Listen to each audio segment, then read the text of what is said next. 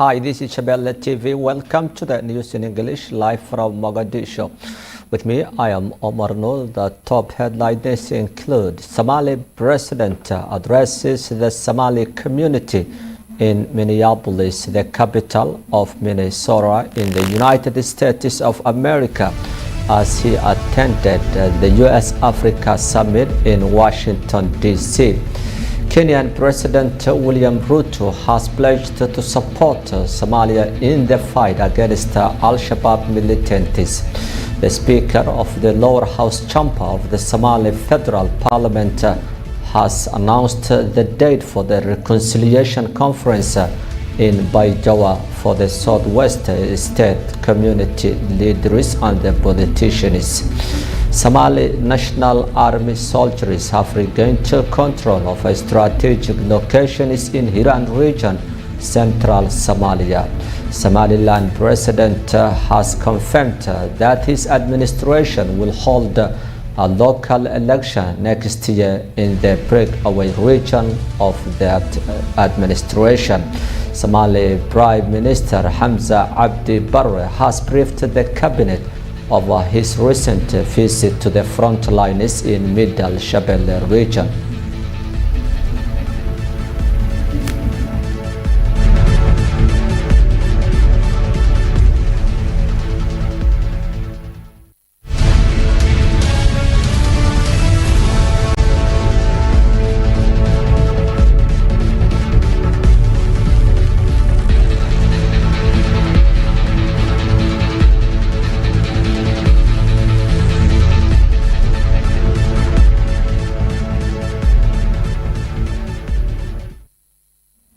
Welcome back to the news in detail. Somali President His Excellency Hassan Sheikh Mohamud has addressed the Somali community in Minneapolis, the capital of Minnesota, on Thursday evening as he attended the U.S.-Africa Summit in Washington, D.C.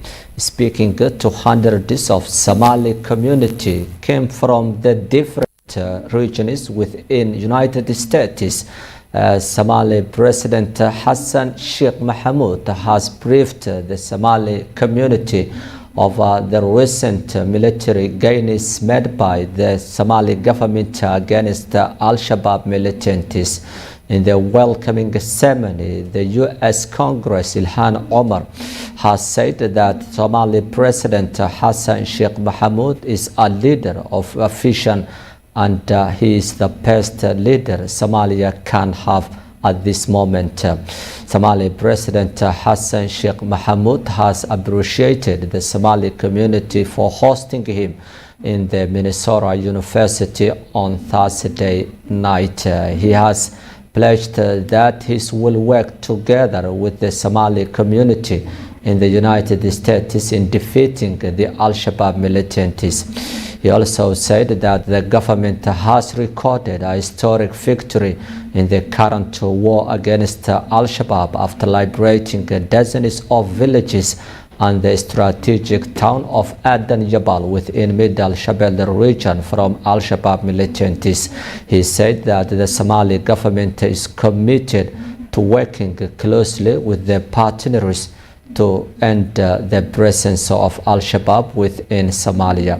Hassan Sheikh Mohamud has paid a visit to the United States after invitation from the United States President Joe Biden to the U.S.-Africa Summit, which kicked off in Washington on 13th of this month and was closed in 15th of this month.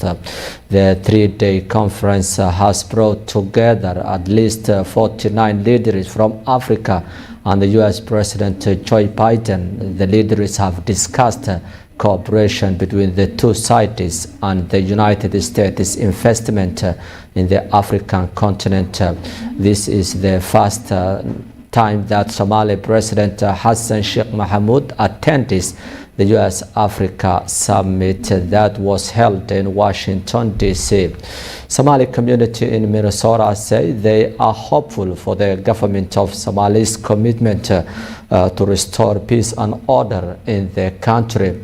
Minnesota hosts the largest Somali community in the U.S. This is the second time in 8 years Somali president addresses the Somali people living in the United States of America. Ilhan Omar, the U.S. Congresswoman, has said that the United States of America will work closely with the Somali government to win the war against Al-Shabaab militants. All Somali people are keeping an eye on the current development in the country, said Ilhan Omar, as she welcomes the Somali president to the ceremony held at the Minnesota University on Thursday night. U.S. is playing a key role in the fight against Al-Shabaab. Upon his election, Somali president has welcomed a move by Joe Biden to resend the U.S. forces back to Somalia to resume the counter-terrorism operation in the country after a year of the pull-out of the American forces by the former U.S. President Donald Trump.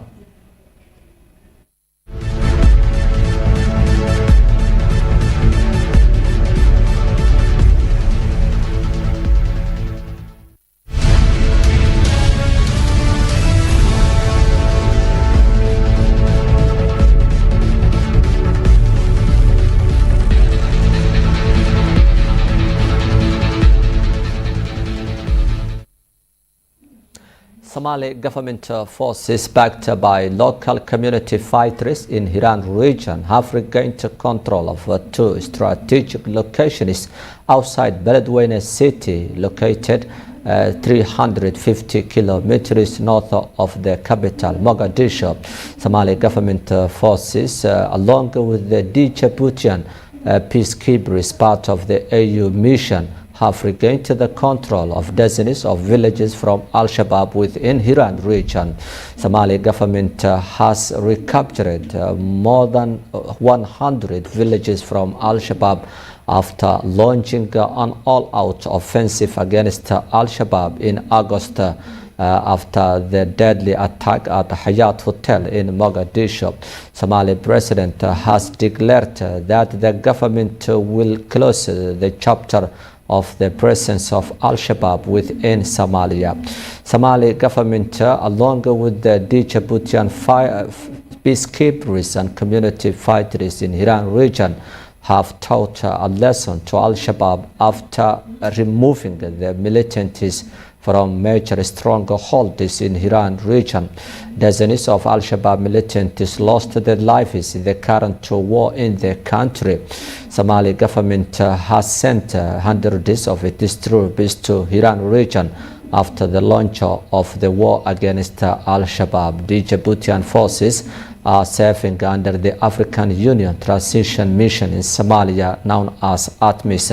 The Djibouti forces are playing a key role in the current fight against Al-Shabaab as they help the government forces and local fighters to regain the control of the villages still remained under the Al-Shabaab control.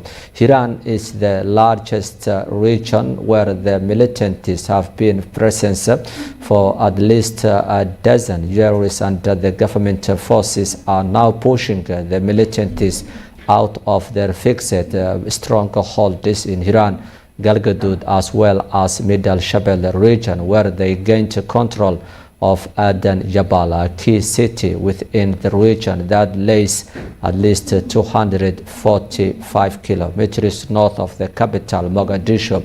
Aden Jabal was the biggest Al-Shabaab stronghold in Middle Shabelle region that has been under its control for 15 years.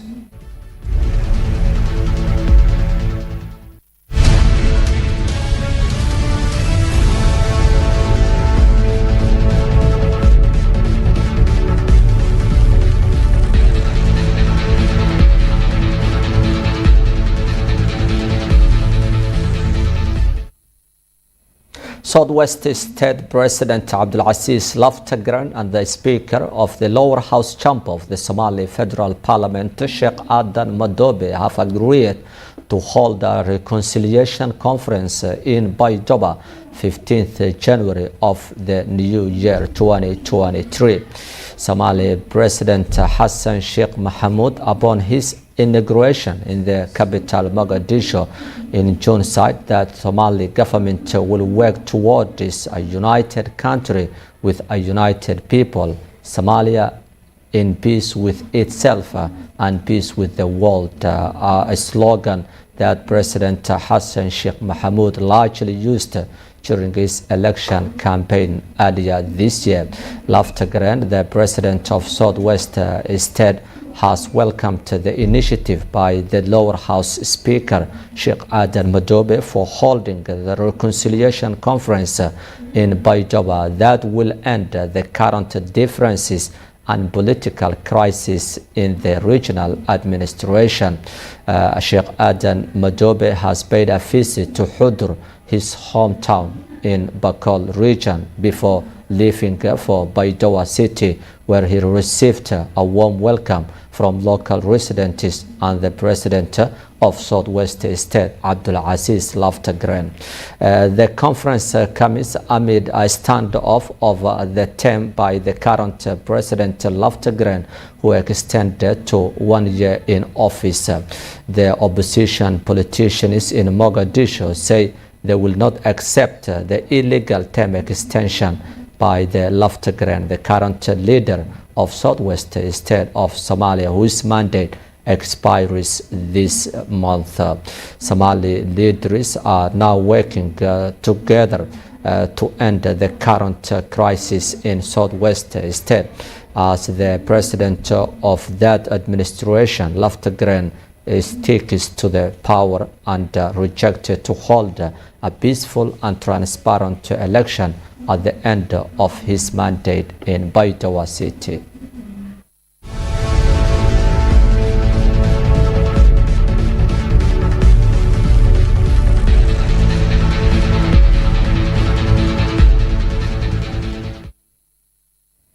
That's all for today's English news live from Mogadishu. With me, I am Omar Noor, and the entire team of the program will leave you. Bye for now.